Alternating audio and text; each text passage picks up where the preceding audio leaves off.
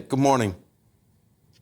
Good morning, Eamon. Good morning, Isabel. I certainly think that there is a need to change the law in order to give the possibility of sanctions for defendants, for people who are convicted who refuse to turn up to court. But I think at the end of the day, in a case like this, where Lucy Letby is going to get a whole life tariff, she's going to spend the rest of her days in prison. I have no doubt about that when she's sentenced. What further sanctions can there be if she refuses to attend?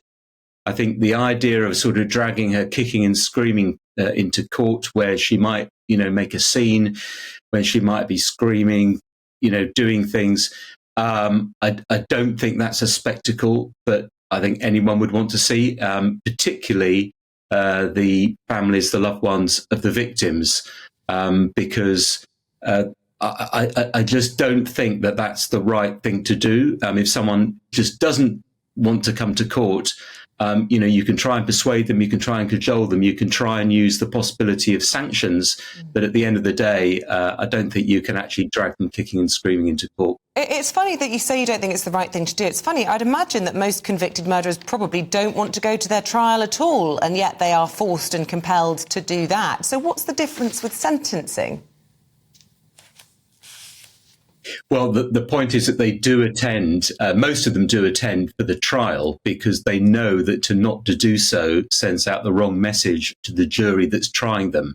So, you've seen this quite a lot. I've been to a lot of court cases where, they put on a bit of an act, perhaps in the dock, and when they're giving evidence, and then when the game is up, when they're being found guilty, well, they've got nothing to gain by being there, and they may find it humiliating to have to listen to the impact statements from the victims or the victims' relatives, and to hear the judge's remarks, and that's why they don't turn up.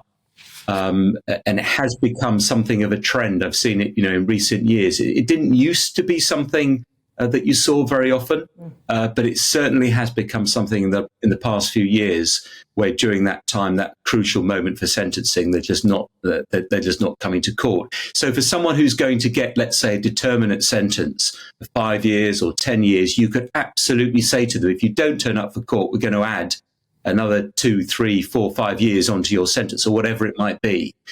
Or you could potentially say to someone who's facing a very long prison sentence, you're going to lose any privileges that you have in prison, or you're going to spend the first 6 months or so in a cell with, the absolute bare minimum access to activities or whatever it is. That might be something that would make them think twice, and that they would come to the sentencing hearing. Danny, I get the impression that maybe this is not the end of all of this. We hear about more investigations going on, maybe perhaps another 30 young babies involved in all of this. The hospital itself, do you think it should be investigated for some sort of corporate manslaughter charge? Well, I think that's ultimately going to be a question for the police.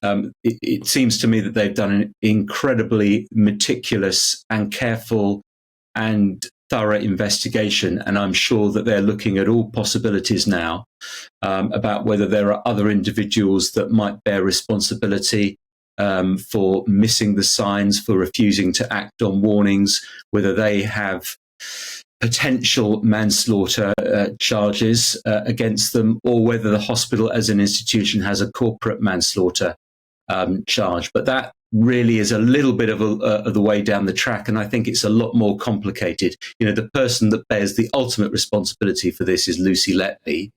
Whether there are other individuals, that really requires a lot of careful consideration, but I'm sure the police will look at that. And that's another reason, Eamon, where I think the inquiry must be a statutory inquiry, which means that it would have the full powers to compel witnesses to give evidence and to order the disclosure of documents. We've seen this before, where the government sets up or tries to set up an inquiry without those powers, and then it is forced to do so further down the track, because it knows that the way it's been set up isn't really sufficient to get to the truth. And I think this is another example It must be a full public inquiry led by a judge with all the powers that brings.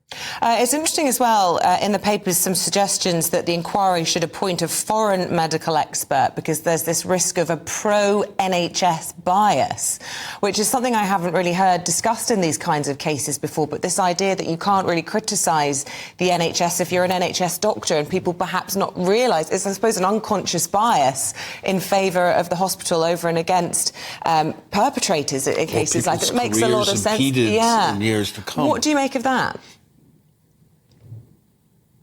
Not sure I quite agree with that. I'm pretty sure that if you had an inquiry led by a judge with some experts on the panel from other medical experts, I mean, it could be someone from abroad. I'm not saying that I'm against that, but I have no doubt we've seen inquiries before. The inquiry into Harold Shipman, for example.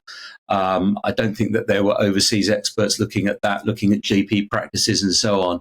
And that was a pretty thorough searching inquiry that came up with far-reaching recommendations. I don't think that's going to be an issue here. I mean, let's remember, it was consultants, it was hospital doctors who were effectively blowing the whistle on Lucy Letby. It was the management, we are told from everything that we've seen, who were sort of ignoring some of those warnings or brushing them aside, it would seem, from everything that we've heard so far. So I personally don't think that would be a problem. I'm pretty sure that independent doctors could give good evidence and good advice.